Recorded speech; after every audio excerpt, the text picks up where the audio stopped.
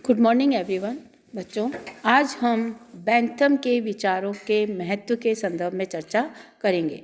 जैसे कि मैंने आपको पूर्व में बताया कि बेंथम एक उपयोगितावादी विचारक रहा और उसने उपयोगिता के आधार पर किसी भी संस्था के औचित्य को स्वीकार किया है। तो बेंथम एक उपयोगितावादी विचारक था और उसने व्यक्तियों के अधिकतम सुख की बात करी है और राज्य का ये कर्तव्य बताया कि राज्य का कर्तव्य है कि वो अधिकतम व्यक्तियों को अधिकतम सुख पहुंचाए। तो हमने उसके उपयोगितावादी विचारों का अध्ययन किया और उसने जो सुधारात्मक जो अपने विचार दिए हैं, चाहे दंड व्यवस्था हो, जेल व्यवस्था हो या शिक्षा सिद्धांत हो, तो उस संदर्भ में भी जो अध्ययन था वो हमने किया। तो आज हम देखेंगे कि उसका महत्व और उसकी देन क्या रही राजनीति शास्त्र को।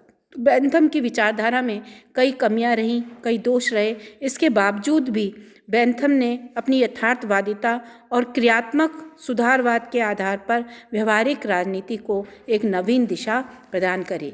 तो उसकी देन का अध्ययन हम निम्न बिंदुओं के अंतर्गत करते हैं। पहला है उपयोगितावाद का प्रतिपादन। बेंथम ने उपयोगितावाद का क्रमबद्ध रूप से प्रतिपादन किया। बेंथम ने इसको एक वैज्ञानिक स्वरूप प्रदान किया और उसने किसी भी संस्था की जो आधार है उसका आधार उपयोगिता को स्वीकार किया। उसका ये मानना था कि केवल एक अंधविश्वास या परंपराएं किसी संस्था के औचित्य को सिद्ध करने के लिए काफ़ी नहीं है। यदि वो संस्था उपयोगी है तभी वो बनी रहे। तो बच्चों, ये मैंने बताया था कि जैसे लॉर्ड सभा के लिए उसने कहा था कि यह अनुपयोगी सदन है या प्रजातांत्रिक है, इसको समाप्त कर देना चाहिए। तो वो जो संस्थाएं काम की नहीं हैं उनको समाप्त करने के पक्ष में बेंथम था। तो ऐसा नहीं है कि बेंथम से पहले उपयोगितावाद नहीं आया। हेक्सले है, प्रिस्टले है, डेविड ह्यूम है, इन सब ने भी उपयोगितावाद का प्रतिपादन किया, लेकिन बेंथम ने उसको एक शास्त्रीय रूप प्रदान किया। तो ये उपयोगितावाद के जनक के नाम से जाना जाता है। दूसरी इसकी देन ये रही कि राज्य के कार्य और उद्देश्य के संदर्भ में बेंथम ने एक नवीन सिद्धांत का प्रतिपादन किया। उसने राज्य के कार्य का आधार अधिकतम व्यक्तियों का अधिकतम सुख बताया। उसका यह मानना था कि राज्य व्यक्ति के लिए है, व्यक्ति राज्य के लिए नहीं है। तो कल मैंने आपको बताया था कि व्यक्तिवादी बेंथम इसलिए था क्योंकि वो व्यक्ति को ही सर्वोपरि रखता है। तो उसका यह मानना था कि राज्य जो भी नीतियाँ बनाएगा, जो भी कानून बनाएगा, उसमें व्यक्ति का अधिकतम सुख होना चाहिए। ज़्यादा से ज़्यादा व्यक्तियों को वो सुख प्रदान करे, तो ये उसका उद्देश्य होना चाहिए। तो इसको इसने आधार बनाया। नेक्स्ट इसकी देन रही कानून और न्याय व्यवस्था में सुधार। तो बच्चों, मैं पूर्व में भी आपको बता चुकी हूँ कि बेंथम ने सुधारात्मक कानूनों की बात करी है, सरल कानूनों की बात करी है। उसका यह मानना था कि कानून जो पुराने हो गए हैं, अपनी उपयोगिता खो चुके हैं, उनको बदल देना चाहिए और उसके स्थान पर नवीन कानूनों का निर्माण करना चाहिए जिनकी भाषा शैली सहज हो, सरल हो, सुबोध हो और कानून जो है वो इस तरीके का हो जिससे कि जनता आपस में उससे परिचित हो, व्यक्ति उसका लाभ उठा सके। न्याय के लिए भी उसने बात करी कि न्याय जो है महंगा नहीं होना चाहिए, न्याय सभी आम जन की पकड़ में आने वाला न्याय होना चाहिए। तो कल मैंने आपको बताया था कि उसने जूरी व्यवस्था का भी समर्थन किया है। सरल और सुलभ न्याय की बात बेंथम ने करी है। तो जो भी संशोधन थे या जो भी सुधार के प्रस्ताव थे उसकी चर्चा हम पूर्व में कर चुके हैं। नेक्स्ट है लोकतंत्र को शक्ति प्रदान करना। बेंथम ने लोकतंत्रात्मक व्यवस्था का जो आधार है उसको मजबूत किया है, लोकतंत्र का समर्थक रहा।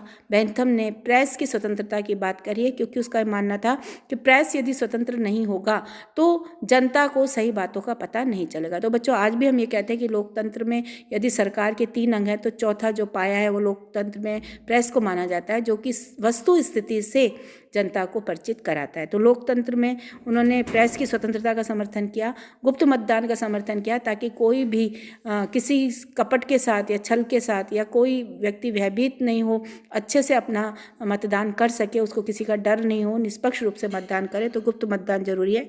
वयस्क मताधिकार का समर्थन किया क्योंकि वयस्क होने के बाद एक अनुभव, एक परिपक्वता आती है, तो वही व्यक्ति को मत देने का अधिकार होना चाहिए।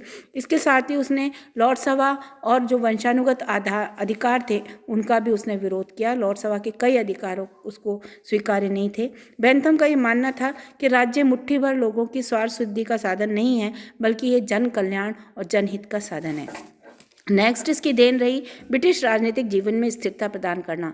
बेंथम ने व्यवहारिक राजनीति की दृष्टि से ये बेंथम की देन है कि वह प्रयत्नशील रहा कि कहीं ना कहीं राजनीति में एक ठहराव रहे, क्योंकि राजनीति में यदि उलट पुलट होती रहेगी तो विकास नहीं होगा, राज्य का विकास नहीं होगा, राज्य का विकास नहीं होगा तो व्यक्तियों का विकास नहीं होगा, व्यक्तियों को सुख की प्राप्ति नहीं होगी। तो बेंथम का ये मानना था कि कोई भी कारण हो या कोई भी उद्देश्य हो, उसका मेन मकसद अधिकतम व्यक्तियों का अधिकतम सुख होना चाहिए। तो उसने कहीं ना कहीं क्रांति का समर्थन नहीं किया। क्रांति का उसका ये मानना था कि क्रांति से जन और धन दोनों की क्षति होती है, इससे व्यवस्था में आमूलचूल परिवर्तन आ जाता है। इसलिए एक सुधारात्मक तरीके से हमें संस्थाओं में सुधार करना चाहिए, जो कमियां हैं उनको देखना चाहिए, अनुपयोगी संस्थाओं को समाप्त करना चाहिए। इसी संदर्भ में जो बेंथम द्वारा प्रतिपादित सुधार के जितने भी प्रस्ताव आए, जितने भी उसने विचार रखे, उससे अंग्रेज समझ गए थे कि शांतिपूर्ण ढंग से परिवर्तन करना चाहते हैं किसी भी व्यवस्था में, ताकि जो मूल व्यवस्था है वो बनी रहे। इसके अलावा नेक्स्ट है राजनीति के क्षेत्र में अनुसंधान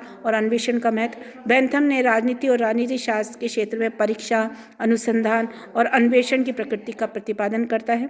बेंथम इस बात पर बल देता है कि राजनीति में किसी भी नवीन नीति को संस्था को अपनाने से पूर्व सभी क्षेत्रों से तथ्य एकत्रित करना चाहिए, उनको क्रमबद्धीकरण करना चाहिए, उनके विवादपूर्ण जो प्रश्न हैं उन तथ्यों से जुड़े हुए उनकी जांच करनी चाहिए, उसके लिए समितियां और आयोग स्थापित किए जाएं। इस प्रकार बेंथम ने राजनीतिक जीवन में प्रयोगवादी, अनुभववादी और आलोचनात्मक दृष्टिकोण का श्री गणेश किया। तो कुल मिला के हम ये कह सकते हैं कि अपने समय में बौद्धिक वर्ग पर इसका बहुत ज़्यादा प्रभाव पड़ा। इसके बाद में जॉर्ज स्टुअर्ट मिल ने, जेम्स मिल ने, ऑस्टिन ने, वो सब इसी की देन है जिन्होंने कि स्टुअर्ट मिल ने उपयोगितावाद की बात करी है और बेंथम के उपयोगितावाद को आधार मानते हुए उसमें संशोधन करते हुए उन्होंने अपने उपयोगितावादी विचारों की चर्चा करी है और वो रखे हैं। तो इस तरीके से बेंथम ने न केवल इंग्लैंड पर बल्कि उसने रूस में, पुर्तगाल में, स्पेन में, मैक्सिको में, दक्षिण अमेरिका में, सब में उसने अपने विचारों का प्रभाव बनाया। तो कुल मिलाकर बेंथम राजनीतिक दृष्टि से बहुत ही महत्वपूर्ण है। उसके राजनीतिक विचारों का प्रभाव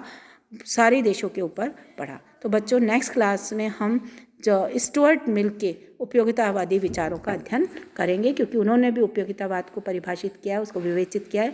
बेंथम और मिल के उपयोगितावाद में अंतर है। मिल नैतिकतावाद की बात करता है जबकि बेंथम भौतिकतावाद की बात करता है।